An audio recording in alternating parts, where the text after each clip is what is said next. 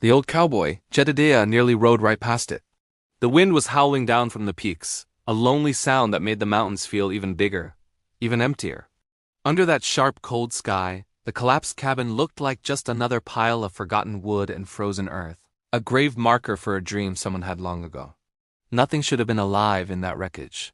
Nothing could be, but then he heard it. It wasn't a shout for help. It wasn't a cry of pain. It was a sound so faint, so utterly drained of hope, it could only have come from someone who had already given up on being saved. It was the sound of a life just before it goes out, like the last ember in a fire. Jedediah reined in his horse, Dusty, who snorted and stamped, eager to get out of the biting wind. Every instinct told him to keep riding. He was low on supplies. The storm was getting worse, and whatever was in that cabin was probably already beyond help. He was an old man, and the mountains didn't reward foolish heroes. They buried them. But that sound, it snagged on his conscience like a thorny branch. He thought about his own life, the regrets he carried, the times he'd looked the other way. He believed in fate. He believed that some things were just meant to be, that a man's path was laid out for him. But maybe, just maybe, fate sometimes asks you to take a detour. He swung himself down from the saddle, his joints protesting in the cold. "Easy, boy," he muttered to Dusty, tying him to a skeletal-looking pine. Every step toward the ruined cabin was a battle against the wind and his own better judgment. The snow was deep, and the collapsed roof beams were a treacherous tangle of splintered wood and ice. He called out, "Hello? Anyone in there?" Only the wind answered. He started pulling at the debris. His gloves were thin, and the wood was slick with ice, tearing at his skin. His breath came in ragged white clouds. It felt pointless. He was one old man against a collapsed house. But he kept digging, driven by that ghost of a sound. He worked for what felt like an hour, his muscles screaming. The cold seeped into his bones and his fingers grew numb. He was about to give up, to admit defeat and ride away, when his hand brushed against something soft beneath a heavy, snow-covered plank. Fabric. With a surge of adrenaline, he heaved the plank aside. And there she was. A woman half buried in the debris, her face pale as the snow, her lips blue. Her eyes were closed, but a tiny flutter of her eyelashes told him she was still alive. Next to her, wrapped in a tattered blanket, was a small bundle. A baby. That was the sound he'd heard. The weak, whimpering cry of a child too cold and too hungry to even muster a real sob. Getting them out was the hardest thing Jedediah had ever done. The woman was unconscious, a dead weight. The baby was terrifyingly still. He had to use all his strength, gritting his teeth against the pain in his back, to drag them clear of the wreckage. He wrapped them in his own bedroll, sacrificing his one source of warmth for the night. He got the woman onto Dusty's back, cradling the baby against his chest inside his coat. The ride back to his own small, isolated cabin was a nightmare. The storm hit with full force, a blinding wall of white. He couldn't see more than a few feet ahead. He just trusted his horse and prayed. He prayed to a God he hadn't spoken to in years. He kept the baby tucked against his skin, feeling its shallow breaths, its fragile warmth. In that moment, he wasn't just an old cowboy running from his past. He was a lifeline. He felt a fierce, terrifying wave of protectiveness wash over him. This wasn't just about doing the right thing anymore. It was about them. They made it. He didn't know how, but they did. He got them inside, laid the woman by the fire, and tended to her injuries as best he could. She had a nasty gash on her head, and a fever was already setting in. He fed the baby with watered-down condensed milk, a few drops at a time, using the corner of a clean rag. For 3 days, he barely slept.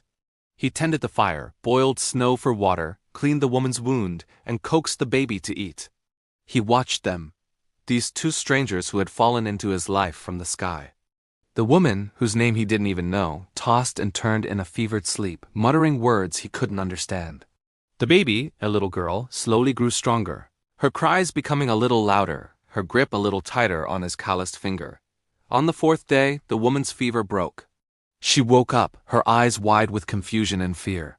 He offered her a cup of weak broth. "You're safe," he said, his voice rough from disuse. "Your baby is safe." Tears streamed down her face. Her name was Elena. Her husband, Marco, had been caught outside when the roof collapsed. He hadn't made it. They had been on their way to California, chasing a dream of orange groves and a better life. Jedediah listened to her story, his heart aching. He told her she could stay as long as she needed. His small cabin, once a symbol of his isolation, became a sanctuary. The silence he had once cherished was now filled with the soft coos of a baby and the quiet hum of Elena's voice as she sang old lullabies. The weeks turned into a month. The snow began to melt, and the first signs of spring appeared on the mountainside. Jedediah taught Elena how to read the weather and the clouds. She taught him how to bake bread on the hearth, how to mend his clothes properly. And the baby, who they named Sarah, grew chubby and bright-eyed. Jedediah found himself laughing, something he hadn't done in years. He'd play peek-a-boo with Sarah, making her giggle with delight. He'd sit with Elena by the fire in the evenings, sharing stories. He felt a part of himself he thought long dead coming back to life. He had spent decades believing his life was over, that his only purpose was to fade away in these mountains. But now, he had a reason to get up in the morning. He had a family. He knew it couldn't last forever. Elena still dreamed of California. One day, a traveling merchant passed through, and she made her choice. She had to go for Sarah, to give her the life she and Marco had dreamed of. The goodbye was one of the hardest things Jedediah had ever faced. He packed them supplies, gave them all the money he had saved, and watched them ride away until they were just a speck on the horizon. The silence that returned to his cabin was deafening. It was heavier, sadder than before. For a while, the loneliness was a physical pain. He was just an old cowboy again, alone in the mountains. But something had changed. He wasn't the same man who had almost ridden past that collapsed cabin. He had pulled more than just 2 people from that wreck. He had pulled himself out, too. He had learned that fate wasn't just a path you follow. It's the choices you make when the path disappears. He had chosen to stop, to help, to love. Years passed. Jedediah grew older, his steps slower. He never left the mountains. But every year, on the first day of spring, a letter would arrive carried by a friendly trapper. It was from California.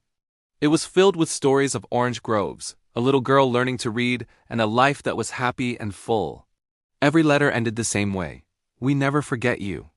You are our family. Jedediah would read those letters by the fire, a small smile on his face. He was alone, but he wasn't lonely.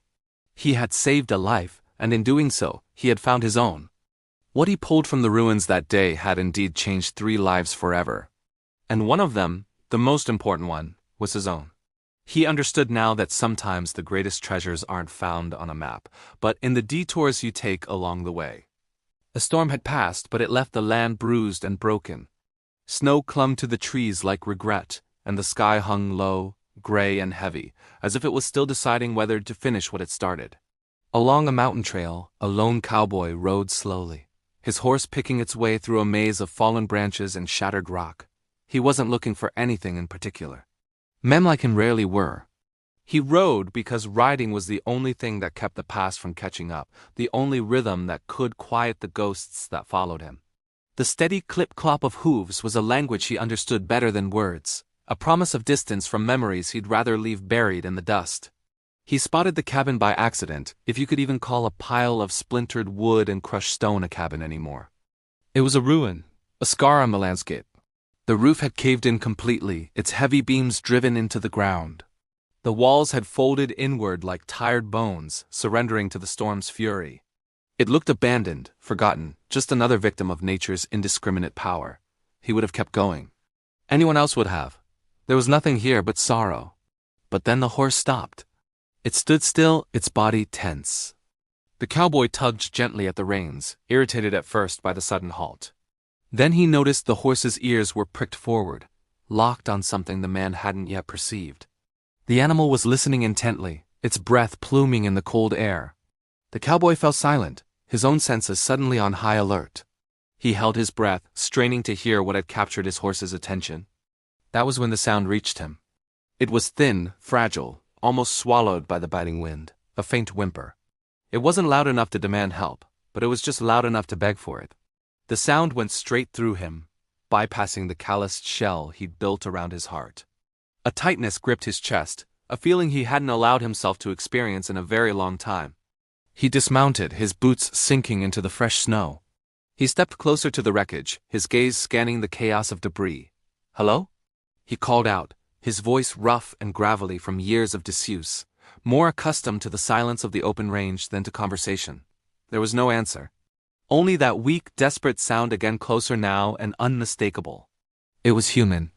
Without a second thought, he dropped to his knees and began tearing away the debris with his bare hands. The brutal cold bit into his skin immediately, and sharp splinters tore into his palms, but he didn't stop.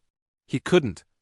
He worked with a frantic energy he didn't know he possessed, driven by a primal need to find the source of that sound. With every piece of wood he pulled aside, with every handful of snow he cleared, the sound grew clearer. A baby's cry, soft, exhausted, but miraculously alive. "Hold on," he muttered, the words a low growl of determination. He didn't know who he was speaking to, the baby, himself, or maybe a god he had long stopped believing in. "I'm here." Beneath a massive broken beam and layers of compacted snow he found her. A woman curled protectively around a small bundle, her body twisted at a painfully unnatural angle. Blood had darkened the sleeve of her coat, frozen stiff against the fabric. Her face was deathly pale, her lips cracked and blue, her eyes half open but unfocused, seeing nothing. And in her arms, pressed tightly against her chest, was a baby wrapped in a torn piece of cloth, moving weakly, but breathing. The cowboy froze. The sight hit him like a physical blow. He had seen death before, far too much of it. It was a familiar companion on the trails he rode, but this was different. This wasn't just a casualty of the storm. This was an act of defiance. The woman had survived the initial collapse, the crushing weight of the cabin, the freezing cold, not for herself, but for the tiny child in her arms. She had become a human shield, and it had nearly killed her. "Ma'am," he said gently, his voice breaking despite his effort to keep it steady. "You're safe now." Her eyes shifted toward the sound of his voice, a flicker of awareness in their clouded depths. Her lips moved, but no sound came out at first. He leaned closer, his ear just inches from her face. "My baby," she whispered, her voice a mere thread of sound, barely audible above the wind. The cowboy swallowed hard, the lump in his throat feeling like a stone. "Your baby's alive," he said, his voice thick with emotion. "I've got you. Both of you." Tears slid silently from the corners of her eyes, freezing into tiny crystals on her skin before they could fall.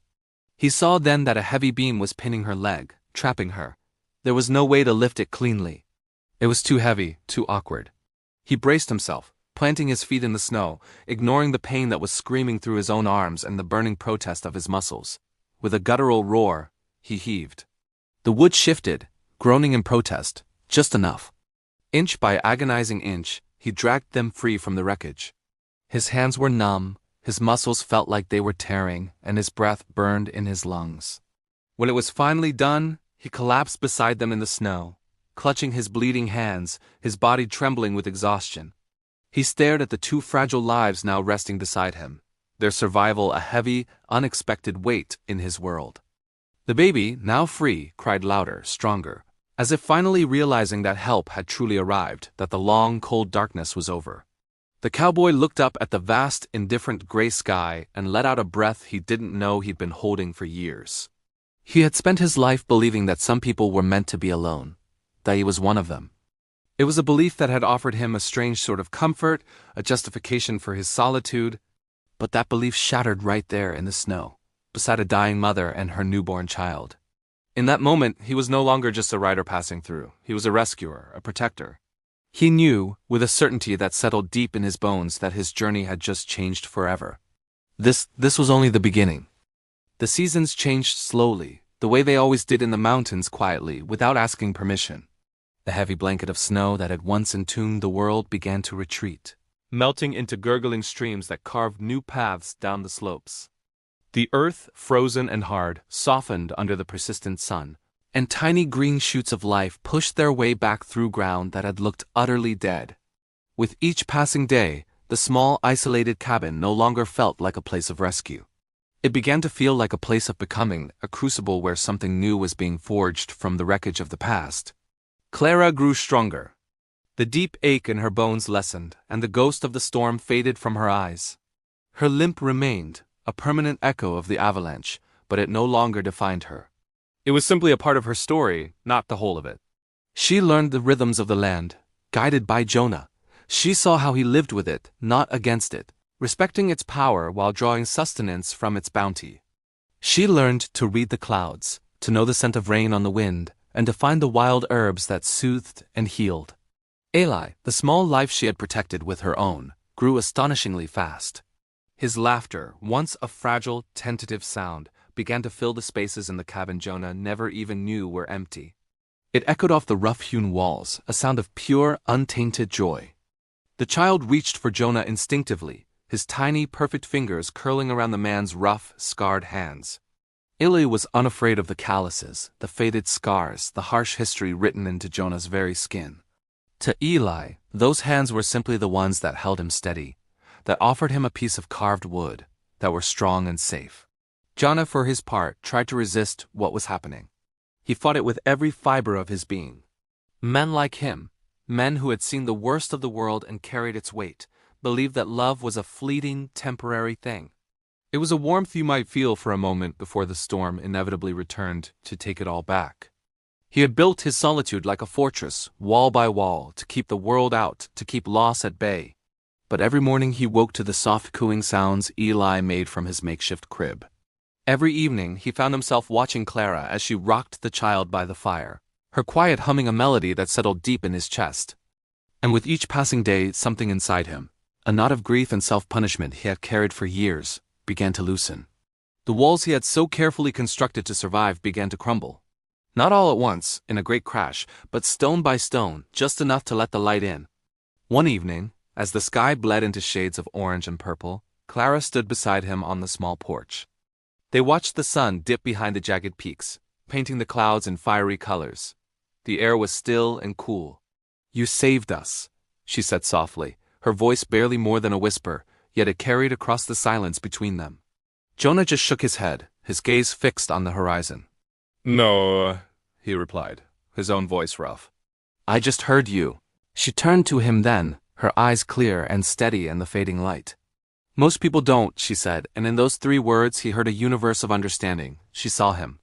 Not the hermit, not the recluse, but the man who had answered a cry for help. Later that night, with the fire crackling and Eli sleeping soundly, Jonah finally spoke the truth he had buried for years. The words came out haltingly at first, rusted from disuse. He told her about the people he had lost in a different storm on a different mountain. He spoke of the choices he regretted, the guilt that had chased him into this self-imposed exile. He confessed that he'd come to believe this life wasn't survival, but a punishment he deserved. Clara listened. She just listened. She didn't offer platitudes or try to fix him. She didn't tell him he was wrong or that he needed to forgive himself. She simply sat with him in his darkness, her presence a quiet anchor. She didn't need him to be whole, she just needed him to be there. And he was. The mountains, of course, still carried storms. Hard days still came, filled with the back-breaking work of survival and the lingering ghosts of memory. But things were different now. When the wind howled around the eaves of the cabin, it no longer found a cold, empty shelter. It found a home filled with warmth, with the smell of baking bread, with the sound of a child's laughter. When the past came knocking, a familiar and unwelcome guest, it was answered by the solid, undeniable presence of the now. And when fear whispered its old, familiar lie in Jonah's ear that nothing lasts, that everything good will be taken away, he would look at the woman and child who had risen from the ruins alongside him. And he knew, with a certainty that settled deep in his soul, that some things endured. Not because they were lucky, but because they were fought for day after weary, hopeful day. He once believed that fate was a cruel and final verdict, a sentence handed down without appeal. But standing there, on the porch of the cabin he had once seen as his prison, watching Eli take his first unsteady steps across the wooden planks toward him, his little arms outstretched, Jonah finally understood the truth.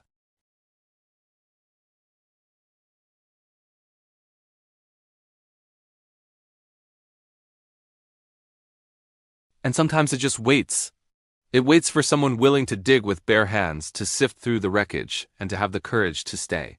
Years later, folks in the town nearby would talk about that old cabin, almost as if it had a life of its own. They'd say the land around it just felt different, warmer somehow, like the earth itself held a memory of what had happened there. Not many people knew the whole story. Even fewer understood what it truly meant to be pulled back from the very edge of death by a complete stranger, someone who just chose not to walk away. Jonah never told it like some grand heroic tale. If anyone asked, he'd just shrug and say the storm was loud and someone needed help. That was it. But in those quiet moments, when the fire in the hearth burned low and the night felt vast and endless, he'd remember. He'd remember the sound he heard beneath all that silence. He'd remember how close he had come to just riding past, how razor-thin the line was between the life he had now and the one he would have kept living completely alone. Eli, the baby from the storm, grew into a boy who ran barefoot through the grass, full of fearless curiosity. He called Jonah Pa without ever being told to. The very first time that word left the child's mouth, Jonah had to turn away quickly, pretending to be busy fixing a fence post because his eyes started to burn in a way the winter cold never could. He hadn't known a father like that growing up. He had no idea how to be one. But he was learning that love wasn't about knowing everything beforehand. It was about choosing. It was about choosing every single day to stay. Clara would often watch them from the porch, her hand resting on the smooth wood of the doorframe that Jonah had repaired with his own hands. The limp she got from the collapse never fully went away, but over time it became a reminder, not a wound. She carried it with a quiet kind of strength, the kind that's forged in the fires of collapse and survival. Sometimes she'd wake up in the middle of the night, the memory of the cabin pressing down on her chest, a suffocating weight. And Jonah would already be there, just a steady, silent presence, grounding her back in the here and now. Together, they built more than just a home. They built a rhythm, a life. Their mornings were filled with the simple sounds of chores and easy laughter. Their evenings were for stories told by the fire and comfortable, shared silences. And when new storms came, because they always do, they faced them together. They were no longer afraid of what could be lost, because they finally understood everything that could be found. Jonah never stopped using his hands. They stayed rough, scarred, and marked by a difficult past. But now, those same hands were teaching a young boy how to ride a horse, how to mend a broken tool, how to stand firm when the world tried to knock him down. Those same hands would reach out and hold Clara's when words weren't enough. They weren't just tools for survival anymore. They had become instruments of care. If you were to look for a lesson in all of this, you wouldn't find it shouted from the rooftops. It didn't demand your attention. It was more like a whisper. A whisper that tells you that love isn't always gentle when it first arrives. It whispers that sometimes fate hides its greatest mercies underneath the worst kind of ruin. And it whispers that the strongest people aren't the ones who never break. They are the ones who hear a faint, almost impossible sound coming from beneath the wreckage and make the choice to answer it. Long after the rest of the world had forgotten about that terrible storm, its true work remained. Because one man stopped, one man listened, and 3 lives were rebuilt not by destiny, not by some stroke of luck, but by the simple, profoundly powerful decision to dig with bare hands and never, ever walk away. Years slipped by, etching silver lines into Jonah's hair and slowing the once urgent pace of his steps. But the memory of that day never lost its sharpness. The meaning behind his choice to stop, to dig, to stay, remained as clear as the mountain air after a storm. It was a foundation upon which a new life had been built, brick by brick, moment by moment. One morning, long after the snows of that fateful winter had melted into the earth, a familiar scene unfolded, yet with a new generation at its heart. Eli, no longer the small, fragile boy pulled from a snow-caved wagon, stood at the edge of the trail. He was a man now tall, strong, his shoulders broad and steady, ready to face the world. He was about to ride out before dawn, just as Jonah had done countless times before. He mounted his horse, the leather creaking in the quiet morning air. But then he paused. He turned to look back at the cabin, the home that had been his sanctuary. In the doorway stood Clara, her hand raised in a silent farewell, her face a mixture of love and pride. Beside her, Jonah stood, quiet and solid as the mountains themselves. A sudden wave of doubt washed over Eli. His voice, usually so confident, was thick with emotion when he called out, "Pa." He hesitated, the words catching in his throat. What if I don't know how to be enough? The question hung in the space between them, a vulnerable admission from a son to his father. Jonah didn't call back a simple reassurance. He walked forward, his steps measured and deliberate. He closed the distance and placed a hand on his son's shoulder. The grip was firm, grounding, the same hand that had once bled in the snow, that had tirelessly dug to save a life he didn't yet know. The calluses told a story of a life of hard work and quiet strength. Looking into his son's eyes, Jonah's voice was low and steady. "You don't have to be perfect," he said, the words carrying the weight of lived experience. You just have to hear people when they need you. The rest, you learn by staying. Those words became a compass for Ela. They were not a map with a clear destination, but a principle to guide him through the unknown territories of his own life. He took a deep breath, nodded, and turned his horse towards the horizon. As he rode away, Jonah's wisdom followed him, a protective cloak against the uncertainties of the world. Back at the cabin, a profound silence settled over the porch.